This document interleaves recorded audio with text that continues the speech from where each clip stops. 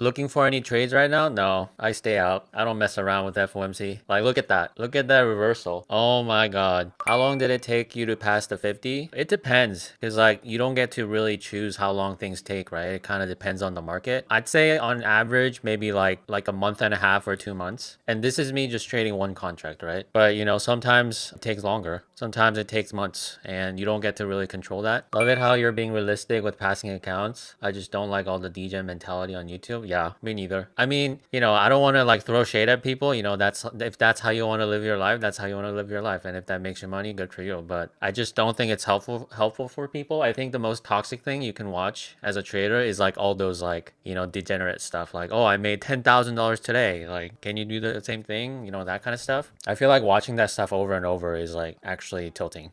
Even if you make, let's say you made like $100 today, which should be a good thing, right? Because if you followed your plan and you made profit, but then you start comparing yourself to other people and it's just very unhealthy and toxic. And like, I feel like you can never be like completely good at like not falling for that because like sometimes I get kind of impatient too. Like even if I want to avoid that stuff, like sometimes like on my feed, I get that kind of stuff. And then I kind of feel like I'm like not doing well and I want to kind of over leverage so I can like be up there with them. I totally lost accounts, you know, because I felt like, oh, you know, I've been doing well the past few weeks. Why not just increase the contract size one more so I can make much more money? But it's so funny how the very week you kind of over leverage is the very week you start losing. I don't know. I don't know how that works out. You know, it must be some higher power just like telling me to not do that. Bruh. How long did it take you to develop that mentality? Probably like a year. You're never there perfectly because like you're always fighting with yourself, but you know, you start to get better at it because like I only got better at it because I've been down in the gutters, right? I've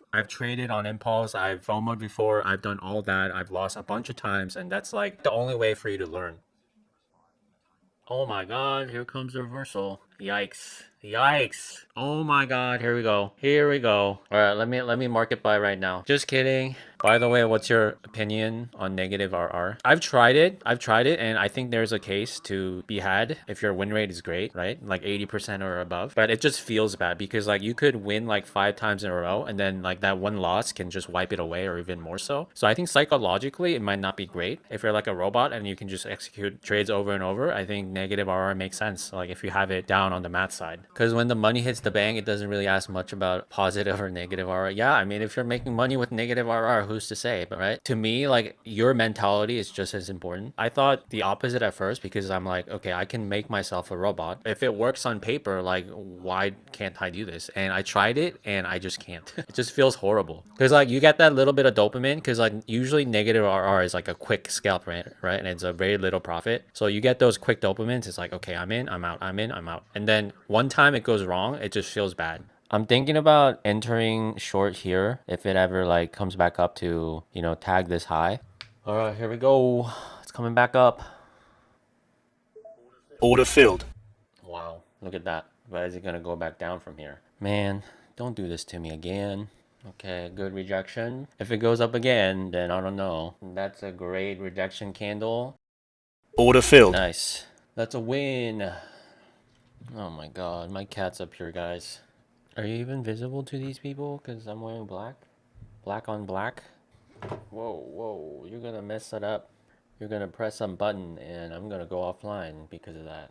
I feel like this is just my feel. My feel is that the strategy really doesn't matter because like each strategy has different win rates. So it kind of depends what your style is. Like if you want something that's like high win rate, you know, there's a strategy for that. And if you want something that's like super high R&R, then there's a strategy for that. So I think as long as you don't tilt and as long as you're consistent with your strategy, like I think most people can be profitable, right? The only people that are not profitable is like someone who tilts, someone that trades on emotions, someone that doesn't follow their plan or kind of like jumps back and forth between different plans because like they're impatient about it. Even if you have a strategy that works for you, there will be times when it doesn't work for like periods of time. It doesn't mean your strategy is bad. It just means you have to weather that losing streak or weather that storm. And only risk management will get you through that bump. And then once you get through that bump, and then your strategy starts being profitable again, and then you know you're good. Win rate for my strategy is like 50%, like 52 or something. People want 80 or above. If the strategy doesn't have a win rate of, you know, at least 80%, it's like people don't touch it or people don't want that. I think it also depends like what your reward to risk ratio. Like if you're 2 and 1,